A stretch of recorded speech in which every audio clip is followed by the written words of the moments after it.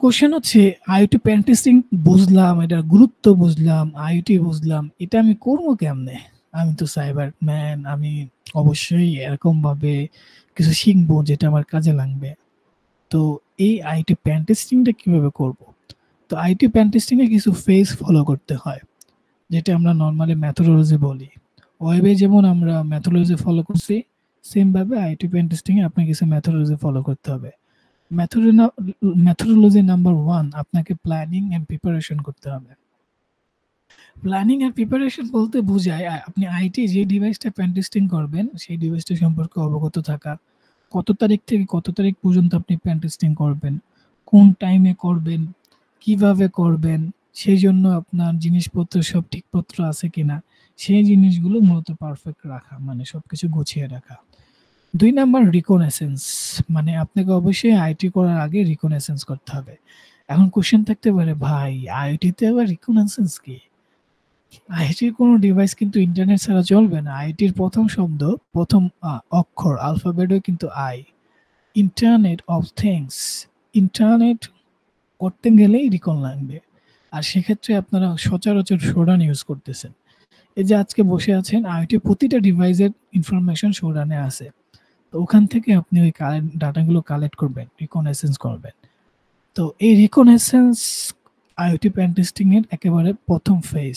Planning preparation এটা সবাই করে ফেলে, অটোমেটিক হয়ে যায়, কিন্তু শুরু হয় মূলত রিকগনাইসেন্স থেকে। তো সুরান থেকে ইনফরমেশন গ্যাদার করা, আইপি কি, ম্যাক অ্যাড্রেস কি, এএমইআই নাম্বার কি, এগুলো গ্যাদার করা। পাশাপাশি গিটহাব চেক আপ করা যে গিটহাবে কোনো মানে আইটি ডিভাইসের সফটওয়্যারটা রেখে দিছে কিনা, কারণ সফটওয়্যারটা তো ফার্মওয়্যার করে দেবে, আপনি তো ফার্মওয়্যারটা পাবেন না। আমি আইটি বলতে তো বুঝেছি যে অবশ্যই সফটওয়্যার আর সেন্সরের কম্বিনেশন লাগবে, তাহলে আইটি হবে। শুধু সফটওয়্যার দিয়ে কিন্তু আইটি হবে না, আবার শুধু সেন্সর দিয়ে আইটি হবে না। আইটি করতে গেলে অবশ্যই সফটওয়্যারের সাথে আইটির কম্বিনেশন করতে হবে, আর কম্বিনেশনটাকেই মূলত বলা হচ্ছে এমবেড করা। তো এই যে এমবেড করছেন, তো গিটহাবে ভালো করে আপনাকে রিকন করতে হবে, রিকনেসেন্স করতে হবে।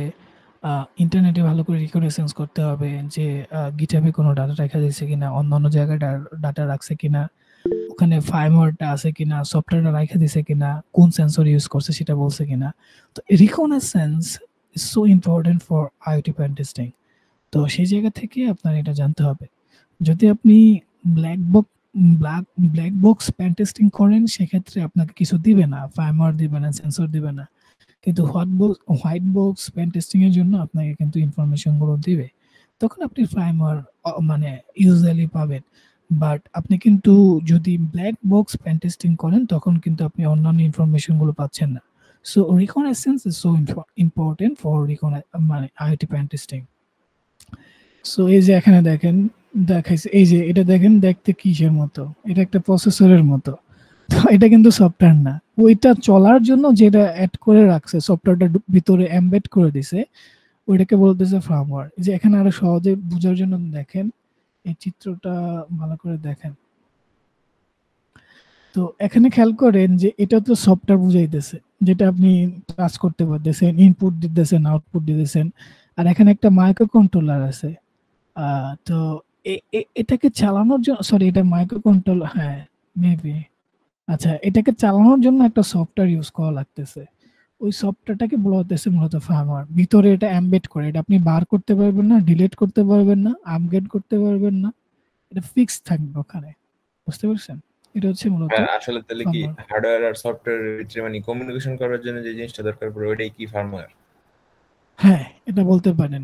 মানে ওই হার্ডওয়্যারটার সাথে বাইরের সফটওয়্যারটার কমিউনিকেশনের জন্য যে আলাদা একটা সফটওয়্যার ইউজ করা হচ্ছে ভিতরে, এটাকে ফার্মওয়্যার বলতে পারেন।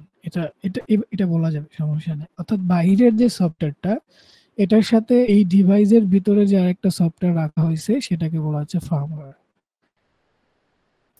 ভাই, বাট হার্ডওয়্যার আর সফটওয়্যার মাঝখানে কম্বিনেশন করার জন্য তো কার্নেলটা ব্যবহার করা হয় না ভাই? তো সেটাই ওটা বলছিল তো অ্যাকচুয়ালি। ওয়েবে ইউজ করা হয়।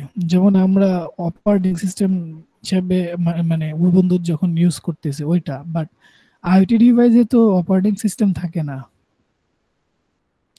আইওটি কার্নেল ডিভাইসে থাকে। অপারেটিং সিস্টেম নেওয়ার ক্ষমতা নাই তো, কারণ এত ইয়ে নাই। বাট ওখানে মাইক্রো কন্ট্রোলার থাকলে ভিন্ন বিষয়, বাট ওখানে ওই জিনিসগুলো চলার জন্য যেটা লাগবে আরো সহজে বোঝার জন্য আহ, মানে কার্নেল, ওইটা কিন্তু জাস্ট বোঝার জন্য বলছি। টেকনোলজিতে এইভাবে বলা যায় না যে হার্ডওয়্যার আর সফটওয়্যারকে কম্বাইন করা মানে কমিউনিকেট করার জন্য যেটা ব্যবহার করা হচ্ছে সেটা হচ্ছে ফাইবার। না, এটা মানে টেকনিক্যাল ভাবে আপনি বলতে পারবেন না। তো এটা বোঝানোর জন্য আপনি বলতে পারেন যে এই হার্ডওয়্যারটা তো কথা বলতে পারবে না। এক কথায় এটা কি কথা বলতে পারবে? তার কি জীবন আছে? তার তো জীবন নাই, তাকে একটা প্রোগ্রাম করে দিতে হবে, আর সেটা এটার ভিতরে সেট করে দেওয়া হইতেছে। আর ওইটা কখনো আপনি ডিলিট করতে পারতেছেন না। তো ওই যে সফটওয়্যারটা এটার ভিতরে আপনি সেট করে দিছেন, সেটা হলো ফার্মওয়্যার। আর বাইরে যে সফটওয়্যার দেখতেছেন এটা কিন্তু আপনি ডিলিট করতে পারবেন, আপডেট করতে পারবেন, আপনি ওইটা আনইনস্টল করতে পারবেন। তো নর্মালি এটা বাইরে আপনি মানে আপনার কাছে কানেকশন আছে, কিন্তু এই এমবেডেড করা যেটা আছে এটা হলো শুধু কোম্পানির কাছে আছে, যারা হচ্ছে এই হার্ডওয়্যারটা বানাইছে এটা আপনার কাছে নাই। ওই কোম্পানি এটা ম্যানুফ্যাকচার করার সময় এটা এখানে সেট করে দিছে। তাহলে সহজ কথায় ফার্মার হচ্ছে ওয়ান টাইপ অফ সফটওয়্যার, যেটা হচ্ছে যে কোনো প্রোডাক্ট যখন ম্যানুফ্যাকচার হয় অর্থাৎ তৈরি হয় তখন সেই সফটওয়্যারটা ওই ডিভাইসকে কথা বলানোর জন্য, কমিউনিকেশন করার জন্য ওই সফটওয়্যারটা ওই ডিভাইসে মানে এমবেডেড করে দেওয়া হয়, অ্যাটাচ করে দেওয়া হয়, সেটাকে বলা হয় ফার্মওয়্যার। আর ওই সফটওয়্যারটা আমরা কখনো রিভার্স করতে পারি না। অর্থাৎ ওই সফটওয়্যারটা আমরা কখনো ভাঙতে পারি না, ওইটার কোড সোর্স কোডটা আমরা দেখতে পাই না, কিন্তু এটা রিভার্স করতে পারি। অর্থাৎ কোডটা উল্টা করে আমরা দেখতে পারবো, কিন্তু এটা সোর্স কোড আমরা দেখতে পারবো না। এই হচ্ছে বিষয়। আরো একটু দেখার জন্য আপনারা একটু মানে সার্চ করবেন, গুগল সার্চ করবেন, একটা আইডিয়া চলে আসবে সহজ ভাষায় যে ম্যানুফ্যাকচার কোম্পানি যে হার্ডওয়্যার গুলো বানায় ওই হার্ডওয়্যার গুলো মূলত কিভাবে কাজ করবে তার জন্য একটা প্রোগ্রাম সেট করে দিতে হবে। ওই প্রোগ্রামটা ওই এমবেডেড করে দেওয়া হয় ওই হার্ডওয়্যারে ম্যানুফ্যাকচার কোম্পানি থেকে, সেটা হলো মূলত ফার্মওয়্যার। আর ফার্মওয়্যার হ্যাকিংটাই মূলত আইটি পেন টেস্টিং এর একটা গুরুত্বপূর্ণ পার্ট। আর সেই জন্য রিকগনিশন খুব ভালোভাবে করতে হবে। এরপরে বানানোটি স্ক্যান করতে হবে, এটা হচ্ছে একটা পার্ট। এরপরে হচ্ছে আপনাকে ম্যানুয়াল টেস্টিং করতে হবে। তারপরে ডিভাইস ফার্মওয়্যার যেটা একটু আগে বললাম এবং রেড কালার করে দেওয়া আছে সেটা আপনাকে অ্যানালাইসিস করতে হবে। এরপরে নেটওয়ার্ক অ্যানালাইসিস করতে হবে। তারপরে আপনাকে অ্যানালাইসিস করা শেষ, আপনাকে এক্সপ্লয়েট করতে হবে। এক্সপ্লয়েট শেষে আপনাকে পোস্ট এক্সপ্লয়েটেশন করতে হবে। এরপরে রিপোর্টিং তৈরি করতে হবে এবং সবার শেষে আবার আরেকটা রিমেডিয়েশন দিয়ে টেস্টিং করতে হবে। এই ফেজগুলো মূলত পেন টেস্টিং এ ব্যবহার করা হয়। এর মধ্যে সবগুলো পার্ট মোটামুটি আপনার আইডিয়া আগে থেকেই থাকার কথা। এর মধ্যে বাকি আছে শুধু ফার্মওয়্যার অ্যানালাইসিসটা। বাকি পার্টগুলো আপনারা জানেন যে কিভাবে করে।